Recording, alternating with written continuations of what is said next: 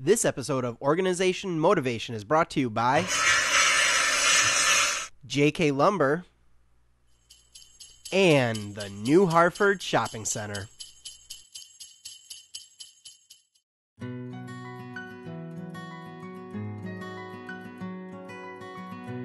Today we're here at the home of our friend and client Lisa. She has a gorgeous home that's very well organized. So people are going to say, why are you there? She doesn't have any clutter. But we also help people get organized for the holidays and even do some of their holiday decorating. So we're here today to help Lisa get ready for Thanksgiving. So Lisa, thank you so much for having us to your beautiful home. Tell us about what you do for Thanksgiving. The holidays in our family is a huge tradition. We always get together. Everyone comes from wherever they're living in the United States together for the holidays. And what I love to do is make it homey and festive and make everyone feel warm and welcome in my home. Oh, that's great. And guess what? Lisa was actually born on Thanksgiving, and this year her birthday falls on Thanksgiving. So it's going to be a really nice day for the family. So what are some of the things that you like to do on Thanksgiving Day? One of the things is we have a huge feast, and we always roast chestnuts because my mother loves chestnuts. We sit around, we watch football, and we eat until practically we're sick. And then the next thing we do is take out dessert, and once we're done with dessert, we usually pull out leftovers and start eating again. So we're always gathered around the table. Well, your house is beautifully decorated, and I understand that your mom loves to decorate for the holidays, and so you've taken over Thanksgiving from her. Definitely. So you want to really be able to show that you can do the same thing as Mom. Going. All right, let's get started.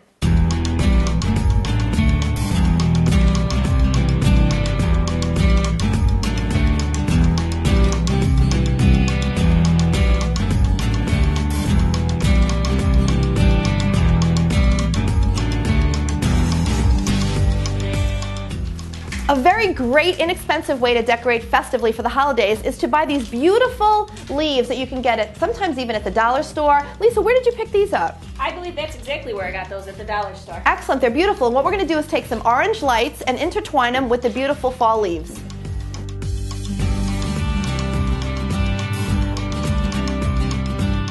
Pumpkins, pumpkins, and more pumpkins. What I love about pumpkins is you can start using them in September for any fall decorating that you may do, and they'll take you through Halloween and all the way right through Thanksgiving.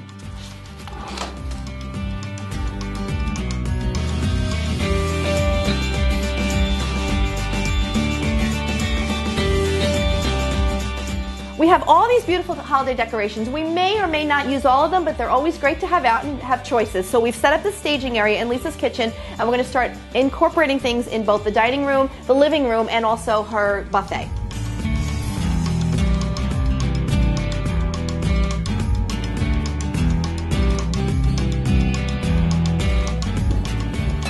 Lisa, tell us why you chose white.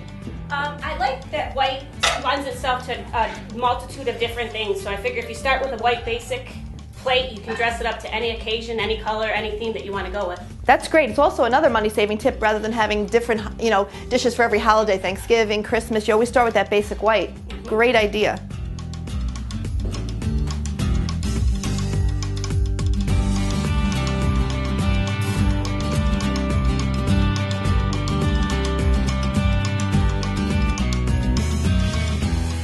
Here's another great tip for Thanksgiving.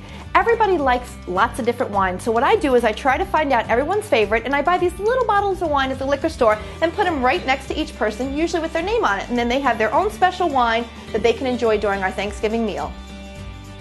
What a wonderful time we've had here today with Lisa. Thank you so much for having us into your home. We have done just a great job getting her table beautifully decorated for her family, as well as her area right here on both sides of the dining room and her buffet. So, what do you think, Lisa? It came out amazing, and I can't wait to spend the holidays. But the favorite part of my holidays is this.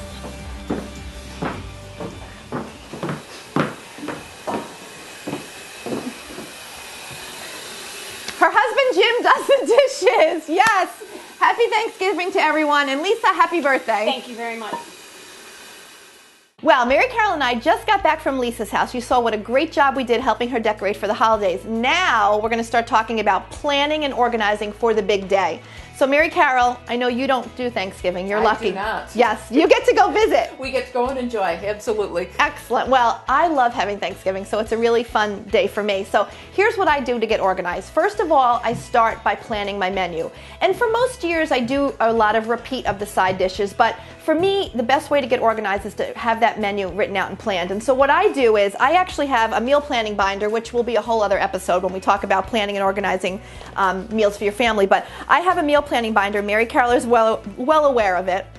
And what I do is I have all of my recipes in color-coded plastic protectors, which just makes it so much easier so that when I'm cooking and things are spilling over and all that, it's going to be fine. So I have them all set up, and I have a special section just for my Thanksgiving and different turkey side dishes that I do. So this is a really great thing. Plan that menu in advance. What you should also do is have a nice organized grocery list so that when you go shopping, you only want to go to the food market one time to do that. And that's another very important tip. I was telling you about the computerized grocery list. I love this, and I've gotten Mary Carole to use one as well. It's so much easier. We have everything that we need for either the Thanksgiving meal, or you could even use this for your regular grocery shopping, but it makes it very easy to just kind of highlight or circle the things that you need. Now we've got to talk about the guest list. In some years I have a bigger group than others, so depending on who's coming and how many people we have, I do some different things. Now, this year I think is going to be one of our big years, which I'm excited. So we're going to have extended. We'll have not only our immediate family, but we'll have some cousins and their kids as well. What do you guys do for the holidays, Mary Carole? You said you go to Syracuse, correct? We go to Syracuse, and they have between 30 and 40 people every year. So wow! It's quite a busy day, but it's a lot of fun. We all have a good time. Oh, excellent. What I tell people is you don't have to make all the food yourself. Just because you're hosting the meal doesn't mean that others aren't interested in bringing. So I kind of delegate and I say, would you mind making the green bean casserole or one of those? So what do you do to contribute to help your family, Mary Carole? We all contribute as well, because you're going to be pulling your hair out if you're trying to do it all yourself. So the same thing, my sister-in-law makes up a list of what she would like, and then she offers, what would you like? Would you like this or this on the item? We usually bring like a veggie tray and a dessert or something of that sort. So it equals out for everybody. Well, next we're going to talk about checking your inventory. You've got your guest list. You know how many people are coming to your big Thanksgiving day. And so now it's time to think, do I have enough plates? Do I have enough silverware? Do I have enough chairs for everybody? So how do you do it with 30 or 40? That must be quite amazing. They're very fortunate. They're able to borrow chairs and tables from a local church, which is very nice that they belong to, because where are you going to find seating for 30 or 40 people? But they make it work by borrowing. Excellent. That was going to be one of my tips, because on years where I have a lot of folks coming, what I do is I have a friend that's never home for Thanksgiving. In fact, now that I know that you're not home all the time, I'm going to borrow from you too.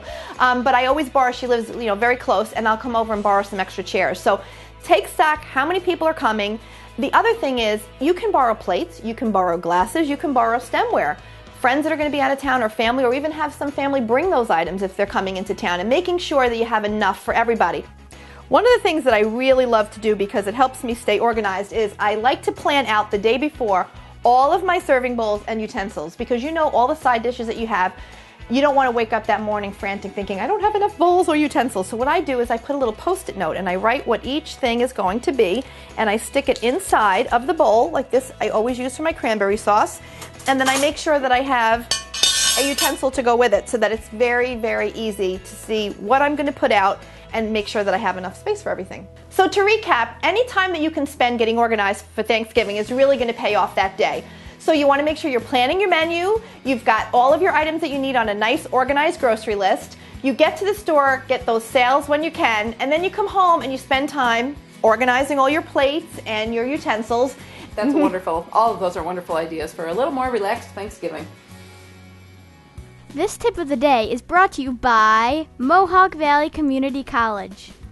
Keep your kitchen sponge clean. A great way to keep your sponge clean is to put it in the dishwasher several times a week to kill all of the germs and bacteria. Another idea is to microwave it for 1 minute. With the cold weather coming, germs can multiply, so keep that sponge clean and your family healthy.